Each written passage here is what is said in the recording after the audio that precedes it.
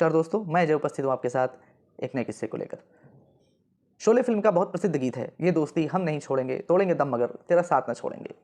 आप सोच रहे होंगे कि आज मैं गीतकारी के मूड में हूँ, पर ऐसा नहीं है। आज एक किस्सा दोस्ती का, ऐसी दोस्ती जो आगे जाकर महत्वाकांक्षाओं की बलि चढ़ गई। किस्सा है दिल्ली का, भारत के पावर कॉरिडोर का, रायसीना हिल्स का। सन है 1911, जब दिल्ली में जॉर्ज पंचम के लिए दरबार का आयोजन किया गया। उद्देश्य था कलकत्ता से बदलकर राजधानी दिल्ली में स्थापित कर दी जाए, पर मंतव्य था कि भारत में प्रशासन और सत्ता के नए अध्याय गढ़े जाएं। इसी उद्देश्य की पूर्ति के लिए 3 सदस्यों की कमेटी का गठन किया गया, जिसमें एडविन लुटियंस, एस.सी. स्विंस्टन और जॉन ए. ब्रूडी शामिल थे।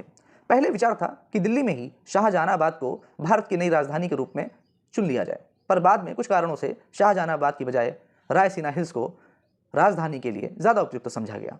रायसीना हिल्स में कुछ प्रशासनिक स्थापत्य प्रस्तावित थे, जिनमें से 2 प्रमुख थे। एक तो गवर्नमेंट हाउस, जिसे बाद में वायसराय हाउस और अब राष्ट्रपति भवन के नाम से जाना जाता है, और दूसरा नॉर्थ और साउथ ब्लॉक के सचिवालय।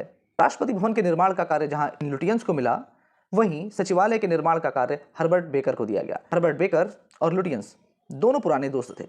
लंदन में पेटो के कार्यालय में दोनों ही साथ कार्य करते थे। हालांकि इस प्रोजेक्ट में लुटियंस का प्रभाव और महत्वाकांक्षाएं कुछ ज्यादा थी, पर बेकर के होने से लुटियंस कहीं ना कहीं निश्चिंत थे। उन्हें लगता था कि बेकर तो अपना भाई है, जो कहूंगा मान ही लेगा, भला मेरी और बेकर की सोच में क्या अंतर होगा। पर समय के गर्भ में क्या छुपा है किसको पता। इस शाश्वत बदलते रहने वाले संसार में आज के दोस्त यदि कल के दुश्मन हो जाएं, तो इसमें कैसा विस्मय। बेकर और लुटियंस दोनों ही परमानेंट भारत में नहीं रहते थे, क्योंकि अन्य देशों में भी इनके काफी सारे प्रोजेक्ट चल रहे थे। परंतु बेकर को एक बात बहुत चुभती थी। वह यह चुभती थी कि बेकर की अनुपस्थिति में ही निर्माण से संबंधी कई सारे फैसले लुटियंस के द्वारा ले लिए जाते थे। बेकर को ऐसा लगने लगा कि लुटियंस उनकी उपेक्षा कर रहे हैं, और लुटियंस इस बात से आश्वस्त थे कि बेकर तो उनका दोस्त है, क्या ही कहेगा। दोनों में विचारधाराओं का अंतर स्पष्ट होने लग गया।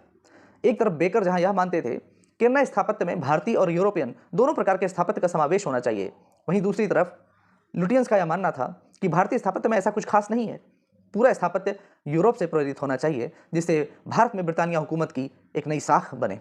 संसद भवन के लिए कोई अलग निर्माण प्रस्तावित नहीं था। विचार यह था कि राष्ट्रपति भवन में ही एक हिस्से में संसद भवन का निर्माण कर दिया जाएगा।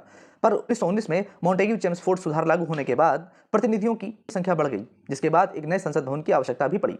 यहां भी बेकर और लुटियंस के विचार आपस में मेल नहीं खाए। बेकर का विचार था कि जो नया संसद भवन है वह तिकोना होना चाहिए।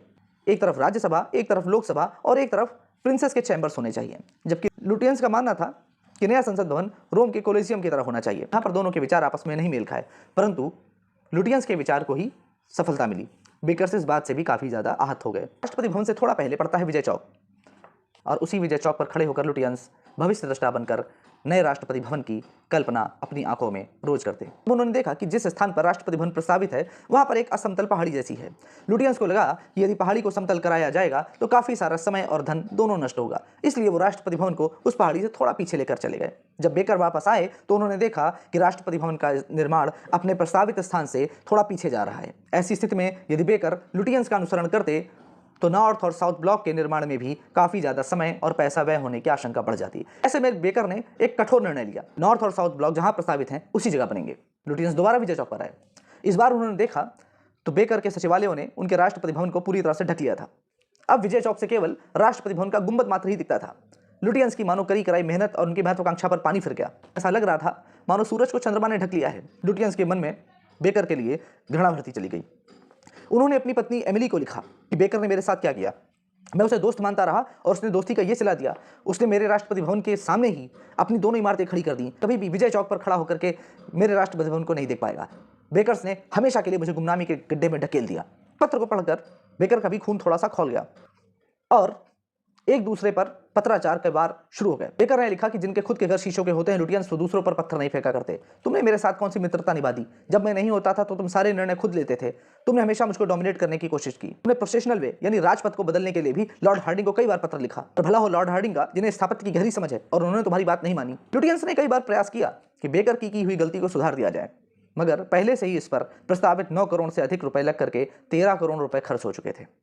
1931 में आधिकारिक तौर पर वायसराय हाउस और केंद्रीय सचिवालयों नॉर्थ और साउथ ब्लॉक का उद्घाटन हो गया। अब लुटियंस के हाथ में बेकर की इस गलती को बदलने का कोई अवसर नहीं था। उनके मन में थी तो कटुता और वेदना, और ऐसे अवसर पर शायद लुटियंस के मन में गीत बज रहा होगा, दुश्मन न करे दोस्त ने वो काम किया है, उम्र भर का गम हमें इनाम दिया है। लुटियंस ने बेकर की इस गलती को बेकर लू कहकर संबोधित किया। कमेंट्स में बताइए कि बेकर लू क्या होता है। आशा करता हूँ ये किस्सा आपको पसंद आया होगा। ऐसे ही और किस्सों के साथ जुड़े रहिए मेरे साथ। तब तक के लिए अपना ध्यान रखिए। नमस्कार।